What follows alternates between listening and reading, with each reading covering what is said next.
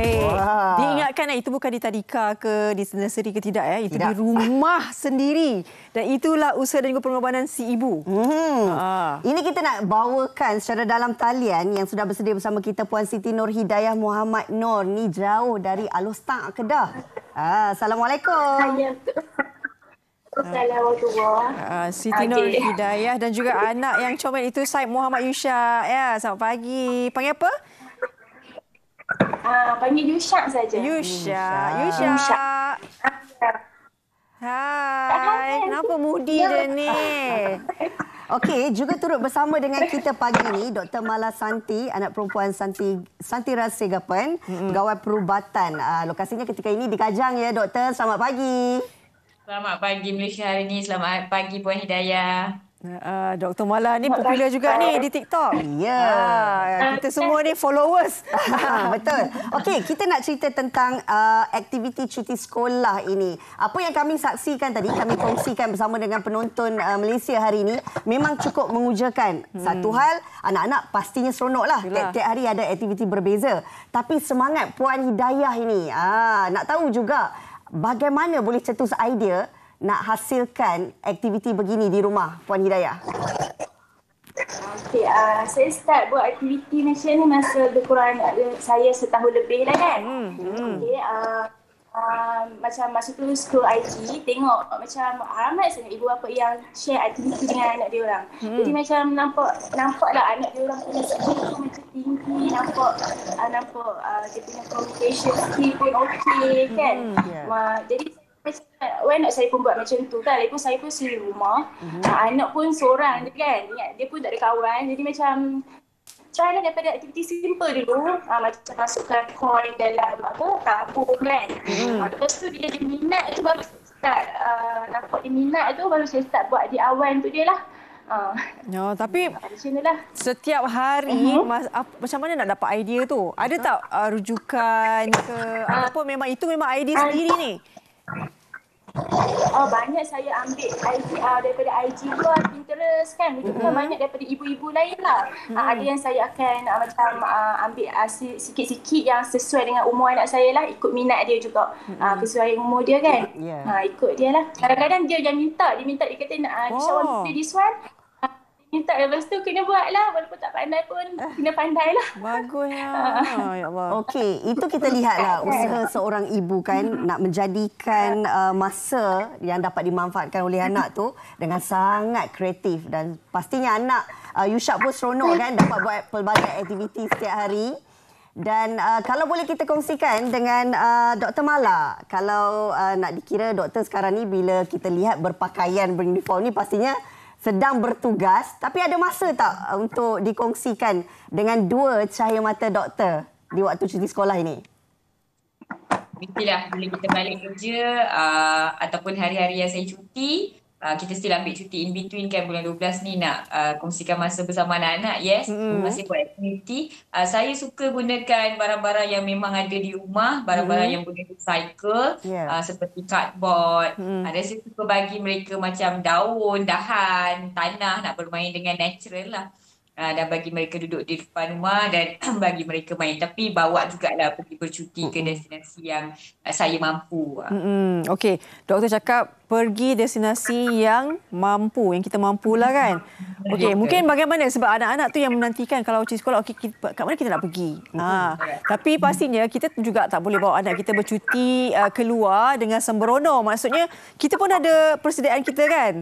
Mungkin doktor boleh kongsikan juga bagaimana sebenarnya untuk bukan saja merancang tetapi ada persediaan yang lain sebenarnya. Okey, tips yang saya boleh kongsikan untuk persediaan bawa keluarga dan juga anak-anak untuk pergi bercuti. Yang pertama sekali daripada doktor yang tengah bertugas ni, pastikan anak yang you all bawa nak pergi bercuti tu sihat. Kalau anak demam, anak tengah selsema, anak batuk-batuk, tolong jangan teruskan dengan percutian yang dah dirancang tu. Sebab biasanya kan alasan mereka sebab dah book hotel, dah book semua. Jadi walaupun anak tu tak sihat, kadang-kadang dengan serangan asma pun bawa juga pergi. Jadi itu is a big no-no. Tolonglah postponekan call hotel dan sebagainya. Buat sesuatu kalau anak tak sihat ataupun ahli keluarga kamu sendiri sebagai ibu bapa kurang sihat, postponekan percutian tersebut. Itu yang pertama. Yang kedua, pilihlah destinasi yang sesuai dan juga selamat untuk kanak-kanak. Ya, maksudnya pastikan tempat tu berlesen, tempat tu ada first aid, ya. Kawasan yang kita pergi tu sesuai untuk kanak-kanak dari segi tandas, dari segi tempat penginapan, ada klinik dan hospital berdekatan dan sebagainya. Dan tips yang ketiga yang paling penting yang orang selalu terlupa bila nak pergi bercuti adalah pastikan bawa rekod kesihatan anak-anak. Sebab tu Dr. Mala suka advise untuk download apps Dr. Mami Baby ni, download apps yang boleh simpan rekod kesihatan anak-anak. Apa ubat sebelum ni, apa alergik dia, apa penyakit sebelum ni yang doktor dah diagnose. Jadi bila kamu pergi bercuti, kamu bukan sahaja bawa tripod, bawa luggage, bawa mainan. Bawa lah rekod kesihatan anak-anak. Takut kalau sakit dekat tempat yang kita pergi tu, ya, kalau pergi ke hospital dan klinik, doktor perlu tahu rekod kesihatan sebelum ni. Ni memang satu masalah besar ketika musim cuti sekolah dia, yang daripada luar negeri datang KL, Selangor pun tak bawa rekod kesihatan. Jadi kita nak bagi rawatan, susah. Jadi tolonglah bawa rekod kesihatan anak-anak, download apps. Saya suka advise Dr. Mami Baby. That's a very good apps. Boleh download, free je. Simpan semua rekod. Jadi kita dah ada semua persediaan ini untuk pergi bercuti. Selain daripada tu, bawalah ubat-ubat yang basic. Ubat yang saya suka nasihatkan adalah yang pertama ubat demam. Pastikan tahu dos. Dan pastikan ubat demam ini botol yang belum dibuka. Kalau dah buka... Dah buka tak boleh, doktor, Okey, kalau dah buka dan botol tu dah simpan dalam peti sejuk, suhu peti sejuk lain. Bila kita keluarkan dan kita letak dalam suhu kereta, suhu berubah lagi. Dan kita bawa masuk dalam hotel atau rumah, suhu berubah lagi. Apabila suhu berubah-ubah, ikatan kimia dalam ubat tersebut juga akan berubah dan menjadi tidak optimum. Jadi takut tak sesuai. Kadang-kadang parents datang hospital kata, saya dah 3 kali bagi ubat demam, doktor. Demam tak kesan. Yes, sebab bagi ubat demam yang dah suboptimum. Jadi nasihat Dr. Mala, kalau nak travel, bawa botol yang belum dibuka. Beli barulah. Kalau perlu dekat destinasi percutian tu buka dan gunakan. Jadi dia suhu dia tak berubah. Jadi bila dekat dalam hotel tu mungkin ada peti sejuk kan, simpan kat situ. Kalau dekat dalam homestay pun kadang ada peti sejuk, jadi simpan kat situ. Doktor, maaf saya mencela. Apa pandangan doktor sekiranya ibu bapa dah menentukan destinasi yang nak dituju ni untuk bercuti, perlukah mereka juga mengetahui tentang fasiliti kesihatan yang berdekatan dengan kawasan percutian tersebut? Yes, sangat perlu untuk ketahui mana fasiliti kesihatan yang berdekatan dan mana yang mampu untuk keluarga tersebut. Jadinya pastikan kamu tahu mana fasiliti swasta, fasiliti kerajaan mana yang paling dekat kepada pengguna insurans, sama ada accepted ataupun tidak, supaya tak gelabah apabila ada kecemasan yang berlaku. Dan sebaik-baiknya simpan nombor telefon fasiliti kesihatan ini dalam phone anda, supaya bila ada kecemasan automatik you dah tahu dah nak dial dekat mana, nak contact mana. Jadi ini sangat-sangat penting sebenarnya. Baik. Itu sangat berguna kepada ibu bapa yang dah ada perancangan cuti dengan anak-anak. Tapi kalau kita tanya Hidayah ni lebih selesa bercuti dengan anak, dengan Yushak ni dekat rumah dengan aktiviti yang dilakukan sendiri. Okey, bagaimana bila Hidayah buat permainan-permainan sebegitu, apa yang paling ketara dapat dilihat kesan daripada perkembangan ataupun pertumbuhan psikologi Yushak tu? Okey, kalau boleh nampak lah kan, dia punya vocab dia punya pronunciation dia kan, apa dia bercakap memang kalau ikut umur dia 2 tahun kan, tapi dia boleh bercakap, dah lah dia bercakap, dia senang kita faham kan, dia tak ada pelat susah. Dan dia punya skill pun banyak yang kalau ikut doktor tanya milestone, macam baru ni pergi hospital kan, dia demam, doktor tanya milestone, semua alhamdulillah dia dah pass dah semua kan. Ikut daripada ikut milestone dia semua, pegang pensel pun semua dia boleh lah ikut apa yang doktor tanya tu kan. Maknanya dia perkembangannya lebih cepat, lebih pantas. Ikut daripada umur dia tu sesuai lah. Sesuai lah. Apa lagi mungkin aktiviti yang direncanakan untuk Yushak ketika ini, Hidayah? Sekarang ni sebab dia baru baik demam kan, Jadi macam sekarang stop dululah kan. Tapi sekarang ni memang fokus dia untuk bagi dia sebab dia minat pegang scissors kan. Sekarang memang tengah asas skill gunting dia lah, skill gunting dia dulu. Menggunting. Minat gunting sekarang ni. Ada tak kalau macam satu hari tu kadang-kadang kita kan penat juga kan sebagai suri rumah tangga. Ya. Kalau misalnya satu hari tu tiba-tiba tak ada aktiviti kan, Yusha macam mana? Okey je dia sebab kita akan recycle balik aktiviti lama dia tu. Macam bagi dia main sendiri ke apa kan. Kadang-kadang saya bagi dia free play. Free play pun kena bagi juga kan. Bagi dia sendiri juga kan. Betul. Dia ada bagi bedi-bedi kari juga kan. Okey, kita nak tahu juga sebab zaman sekarang ni memang kalau kita lihat anak-anak ni pendedahan dia kepada gadget. Yeah. Ada masa ataupun ruang yang diberikan kepada Yusha ini untuk bermain gadget?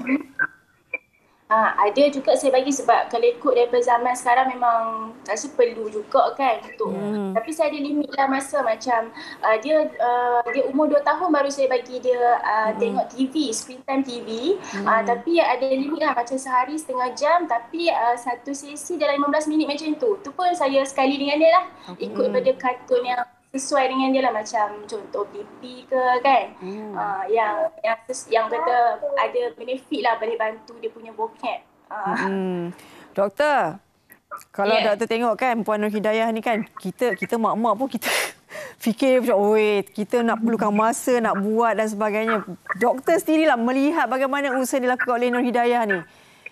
Saya sangat terpegun dan teruja sebenarnya. Saya beliakkan biji mata tengok yang dia main dia tapal kat dinding tu kan. Saya pun tengah fikir macam mana nak buat macam tu kan.